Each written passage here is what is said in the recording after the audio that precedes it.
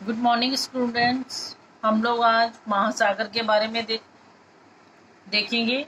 आज हम एक्टिविटी के माध्यम से मैं आपको महासागरों के बारे में बताऊंगी और आप उसमें से फिर मैं आपसे कुछ क्वेश्चन पूछूंगी।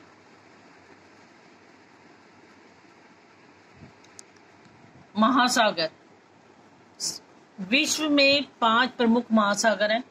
ठीक है, हमारे अगर हम पूरे संसार में देखते हैं तो 5 प्रमुख महासागर माने जाते हैं। कौन कौन से हैं वो? प्रशांत महासागर, अटलांटिक महासागर, हिंद महासागर, आर्कटिक महासागर और अंटार्कटिक महासागर। ठीक है, 5 महासागर हैं। अब ये देखो, यहाँ आप इस डायग्राम के माध्यम से भी देख सकते हो। प्रशांत महासागर कहाँ है? ये आया देखो। और अटलांटिक ये आया। हिंद ये भारत है, भारत के नीचे। फिर आर्कटिक ये आ गया, आर्कटिक, और फिर आ गया अंटार्कटिक। ठीक है, ये 5 महासागर है और सागर भी होते हैं इसके अलावा, लेकिन अभी हम महासागरों के बारे में देख रहे हैं। ये महासागर पृथ्वी पर 71% भाग को घेरे हुए, 71% भाग इन महासागरों से घिरा हुआ है। आपको ये दिख रहा है, इधर भी जहां जहां ये नीला नीला आपको पानी सब नजर आ रहा है, ये सब यहाँ सब महासागर है। तो 71% पृथ्वी जो है हमारी वो महासागरों से घिरी हुई है।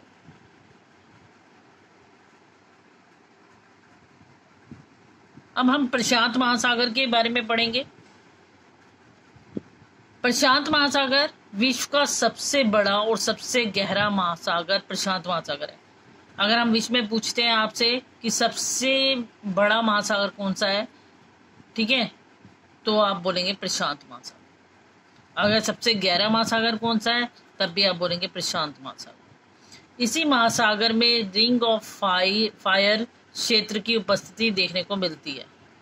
ठीक है, और प्रशांत महासागर के चारों ओर फैला ज्वालामुखीय व भूकंपीय क्षेत्र रिंग ऑफ फायर कहलाता है। मतलब वो कह रहे हैं कि ये देखो, ये जो क्षेत्र बना हुआ है ना यहाँ पर प्रशांत महासागर, ये सारा कैसा क्षेत्र है जहाँ ज्वालामुखी आते रहते हैं। ठीक है, जहाँ ज्वालामुखी या भूकंप आने की संभावना रहती है, तो उसे हम क्या बोलते हैं? Ring of fire. इसी क्षेत्र में विश्व के 75% से अधिक सक्रिय ज्वालामुखी पाए जाते हैं। और वो कह रहे हैं यही क्षेत्र ऐसा है जहाँ पर 75% से अधिक ज्वालामुखी पाए जाते हैं। प्रशांत महासागर का सबसे गहरा स्थान अगर पूछा जाए तो मैरियाना ट्रेंच, जिसे मैरियाना गर्त भी कहते हैं। ठीक है, मैरियाना गर्त, ये देखिए यहाँ प्रशांत महासागर के अंदर ये जगह जो है मैरियाना ट्रेंच जो है, ये सबसे गहरा स्थान है। कि एक होता है ना महासागर के अंदर सबसे गहरी जगह कौन सी है, तो ये वाली जगह। इसके बाद चलते हैं हम, इसके बाद आते हैं हम प्रशांत महासागर, क्योंकि प्रशांत महासागर ये भी पढ़ रहे थे हम। प्रशांत महासागर में ही के बारे में तो हमने जान लिया। अब इसके बाद हम देखते हैं सेकंड, प्रशांत महासागर के बारे में ही थोड़ी सी जानकारी और। प्रशांत महासागर में ही ऑस्ट्रेलिया के पूर्व की ओर क्वींसलैंड के तट पर ग्रेट बैरियर रीफ पाई जाती है। ठीक है, अब वो कह रहे हैं प्रशांत महासागर का जो ऑस्ट्रेलिया है, ये देखो प्रशांत महासागर के अंदर जो ऑस्ट्रेलिया है उस पर हम क्या मिलता है? ये क्वींसलैंड के तट पे ग्रेट बैरियर रीफ पाई जाती है। और ऑस्ट्रेलिया के पूर्व पर प्रवाल भित्तियां, मतलब मूंगे की चट्टानें पाई जाती हैं। प्रवाल भित्ति किसे बोलते हैं हम? जहाँ मूंगे की चट्टानें हो, या इसे कोरल रीफ भी कहते हैं। यह विश्व का सबसे बड़ी प्रवाल भित्ति, मतलब मूंगे की दीवार है। ठीक है, प्रवाल भित्तियां आप आगे जैसे अगली क्लास में जाओगे तो आपको ये सुनने को मिलेगा, या आप भी पढ़ते हो तो क्या होती है? प्रवाल भित्ति किसे बोलते हैं? मूंगे की जो चट्टानें होती है, जहां मूंगा मिलता है जिन चट्टानों में। ये कोरल रीफ समुद्र के भीतर स्थित जीवों द्वारा छोड़े गए कैल्शियम कार्बोनेट से बनी है, जिसमें कई प्रकार की मछलियां, सख्त मूंगे, शार्क, समुद्र कछुए और समुद्री स्तनधारी जीव निवास करते हैं।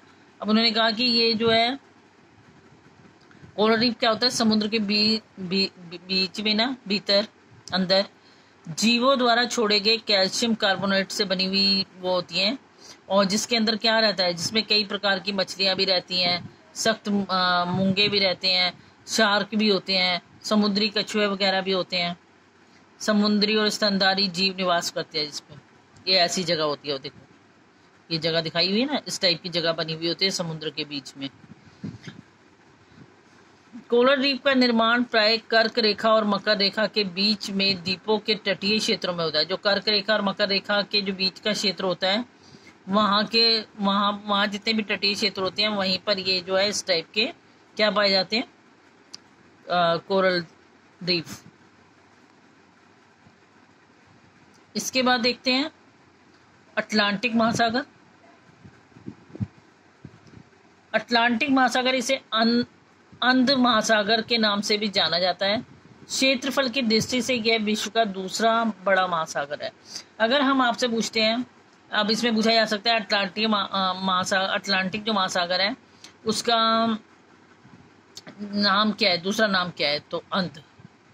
और अगर क्षेत्रफल की दृष्टि से दूसरे नंबर पर कौन सा महासागर आता है, तो अटलांटिक महासागर। अटलांटिक महासागर का सबसे गहरा स्थान कौन सा है, प्यूर्टो रिको गर्त। प्यूर्टो रिको गर्त जो है वो सबसे गहरा स्थान माना जाता है। ठीक है, वो कहाँ पर है, इस जगह पर। ठीक है, ये जो जगह है वहां हमने प्रशांत महासागर में देखा था, कौन सा था, मैरियाना गर्त था। यहाँ पर क्या है, प्यूर्टो रिको गर्त। इस महासागर के उत्तर की ओर शांत एवं स्थिर जल का क्षेत्र है जिसे सारगैसो सागर कहा जाता है। ठीक है, वो कह रहे हैं कि इस महासागर के अगर हम उत्तर की ओर देखते हैं तो बिल्कुल शांत और स्थिर क्षेत्र देखने को मिल जाता है, और जिसे हम क्या बोलते हैं, सारगैसो सागर।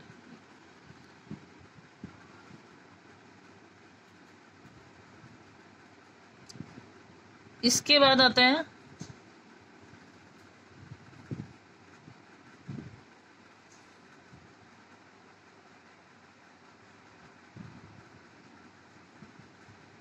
हिंद महासागर। हिंद महासागर दुनिया का तीसरा सबसे बड़ा महासागर है, और तीसरे नंबर पे आता है हमारा ये हिंद महासागर, जो कि दक्षिण एशिया, अफ्रीका और पश्चिमी ऑस्ट्रेलिया के बीच में स्थित है। ठीक है, कहाँ पर है, अफ्रीका, यानी अफ्रीका ये आया देखो, और पश्चिमी ऑस्ट्रेलिया, ये ऑस्ट्रेलिया ये आया, इन दोनों के बीच में स्थित है हमारा हिंद महासागर। हिंद महासागर का सबसे गहरा जो स्थान है वो हो गया सुंडागर्त। ठीक है, सुंडागर्त कहाँ पर है, यहाँ इस जगह पर बना, एशिया के बिल्कुल नीचे की साइड पे हम आएंगे तो वहां पर है सुंडागर्त, जिसे पहले जावा गर्त के नाम से भी जाना जाता था। अब आपसे मैं क्वेश्चन पूछ सकती हूँ, सुंडागर्त को किस नाम से जाना जाता था पहले, तो आपका आंसर होना चाहिए जावा गर्त। आर्कटिक महासागर दुनिया का सबसे छोटा महासागर कौन सा था, आर्कटिक महासागर ये सबसे छोटा महासागर है जो पृथ्वी के उत्तरी गोलार्ध में स्थित है। अब आपको पता है कि पृथ्वी जो है उसके उत्तरी गोलार्ध में, उत्तरी गोलार्ध कहाँ होता है, ऊपर, तो ये ऊपर वाले क्षेत्र में हमारा आर्कटिक महासागर जो पृथ्वी के उत्तरी गोलार्ध में स्थित है, जिसका ज्यादातर विस्तार उत्तर ध्रुवीय के आसपास हुआ है। ठीक है, यहाँ उत्तर ध्रुवीय जितने भी हैं यहाँ आसपास फैला हुआ है। इसे भी छिपता हुआ महासागर कहते हैं क्योंकि ये साल में अधिकांश समय बर्फ से ही ढका रहता है, और इस महासागर को जो है पूरा साल में अधिकांश टाइम पर इसमें देखोगे तो ये बर्फ से ढका हुआ होगा, तो इसको इसलिए छिपता हुआ महासागर भी कह देते हैं। अब छिपता हुआ महासागर किसे कहा जाता है, आर्कटिक महासागर। और दुनिया का सबसे छोटा महासागर कौन सा है, आर्कटिक महासागर। इसके बाद देखेंगे